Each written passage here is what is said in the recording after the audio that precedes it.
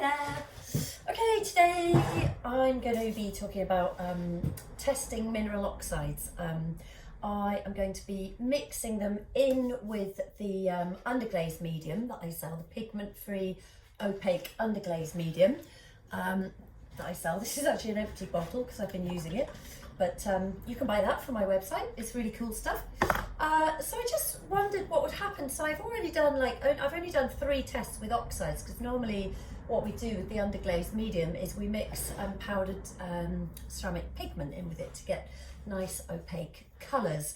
But I just thought, and actually somebody asked on YouTube, can you use it with oxides? And I thought, well, yeah, you probably can, but you know, I should really test it. So I did some initial tests that were quite nice actually. So this one, I don't know if you can see, if you look on my Instagram, I think I put a picture up there, I think I have. So this is just half a teaspoon of copper carbonate in 60 milliliters of Underglaze, okay? And it's actually really nice. It's really yummy, kind of nice, coppery. It's a bit more like, it looks a bit more like a copper based sort of glaze really than an Underglaze. This one is half a teaspoon of cobalt carbonate in 60 ml of Underglaze. I should probably come a bit closer so you can see, but it's a really lovely deep cobalt blue. And this one was just half a teaspoon of rutile and half a teaspoon of copper carbonate in 60 ml.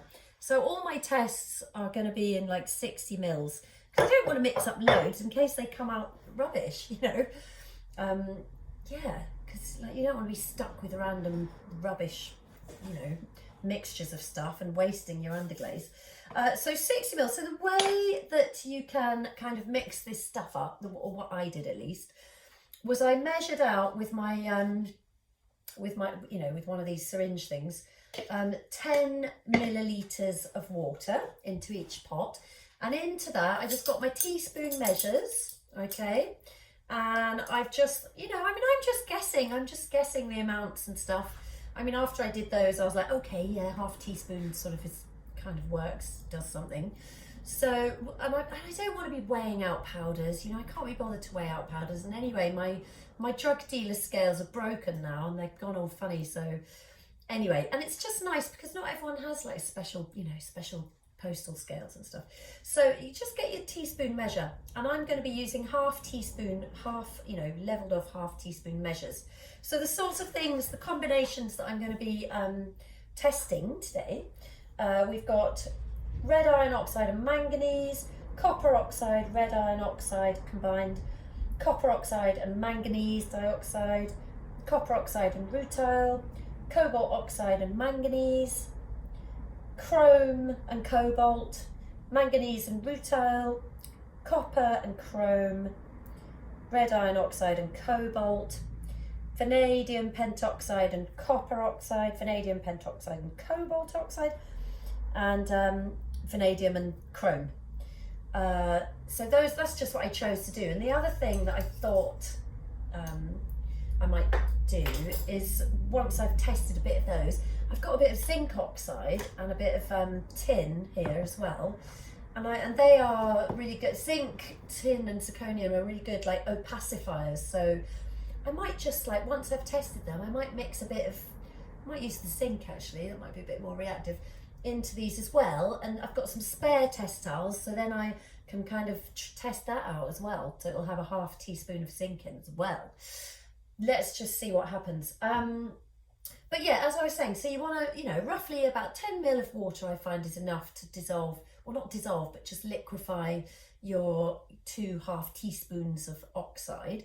Give that a little bit of a shake and just top it up with 50 milliliters of the Underglaze Medium, or if you know you've got a 60 ml pot, you know, just top it up to the top, okay? So that's the recipe that I used. It's really important to label your jam jars. Make sure the lid's on, give it a good shake. I made these up yesterday. And actually, I thought that, you know, when you mix up water, say like cobalt oxide or copper oxide or something with water, it just like sinks to the bottom of the jam jar, doesn't it? And you have to keep mixing and stirring with your paintbrush because it's really heavy, you know. And it's annoying, isn't it? But when you mix it with Underglaze Medium, it just holds the particles in suspension for ages. It's actually really good. So that was a nice thing to discover, you know, about the whole using this Underglaze Medium. I thought that was pretty cool. The other thing that you must do, obviously when you're weighing out ceramic powders and oxides, anything like that, you should really wear a really good mask and possibly gloves as well, actually. So make sure you do that. Be safe. The other thing you need to do is write on the back of your tile what the hell is going to go on the front of your tile, because it's so easy to, you know, get carried away with testing stuff, and then like you either don't write on the jam jar or you don't write on the tile, and then you just got all these test tiles that you can't repeat because you don't know what the hell you've been doing to them. Okay, so make sure you label everything, okay? So I'm just writing on the back of mine, 1/2 teaspoon of red iron and 1/2 teaspoon of manganese in 60 milliliters of UG, Underglaze Medium.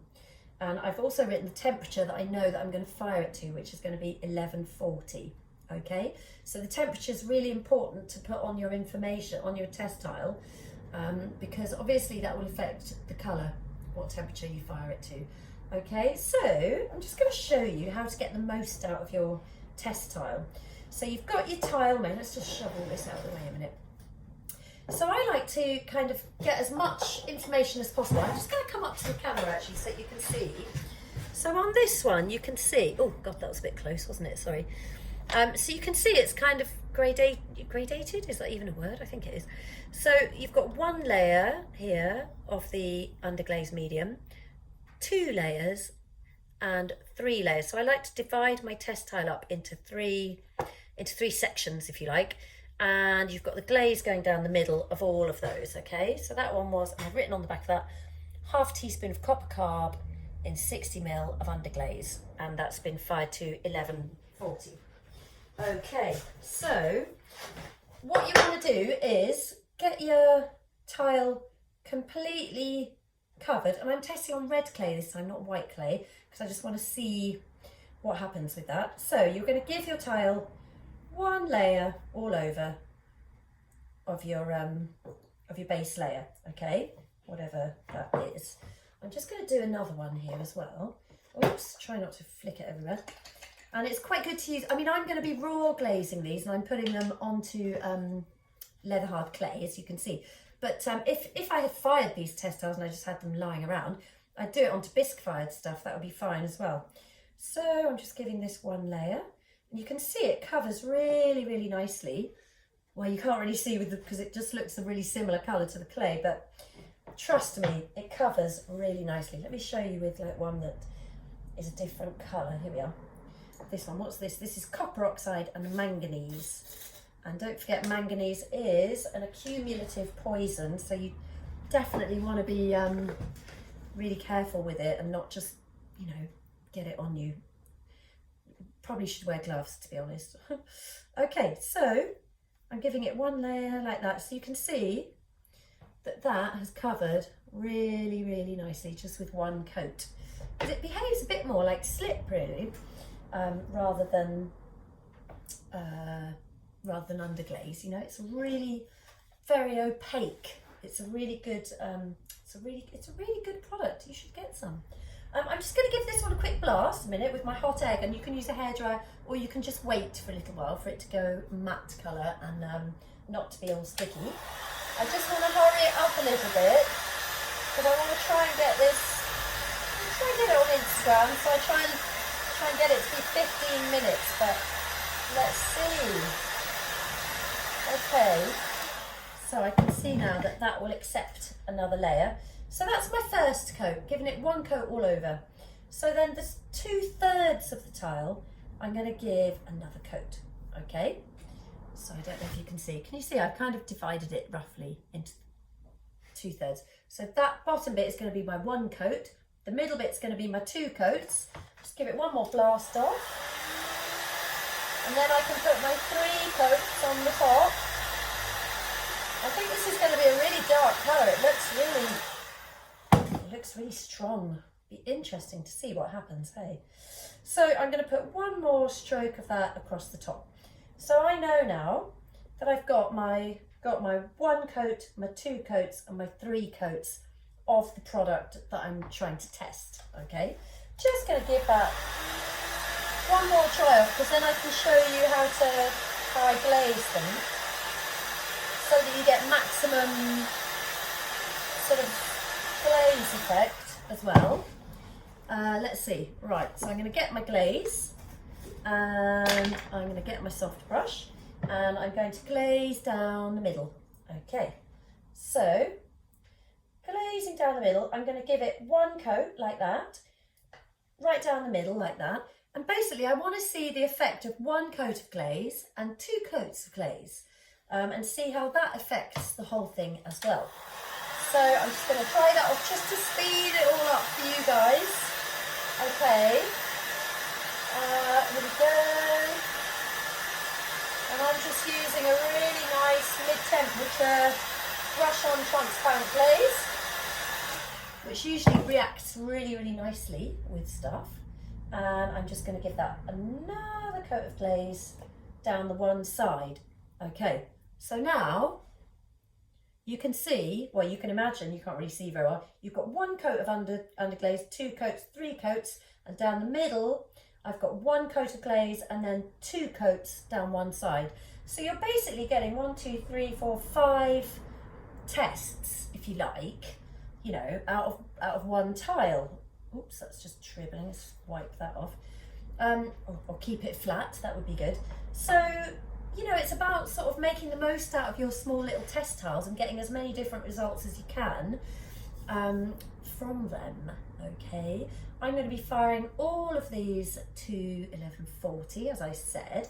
And now I've done that test, I've still got like loads of that actual mixture left. So I might chuck a bit of zinc in and do another test and just see, you know, do the same thing, but then just kind of use up my my mixture and, you know, get another mixture to test, basically, because I know I can repeat that because I've got the recipe, so that's fine.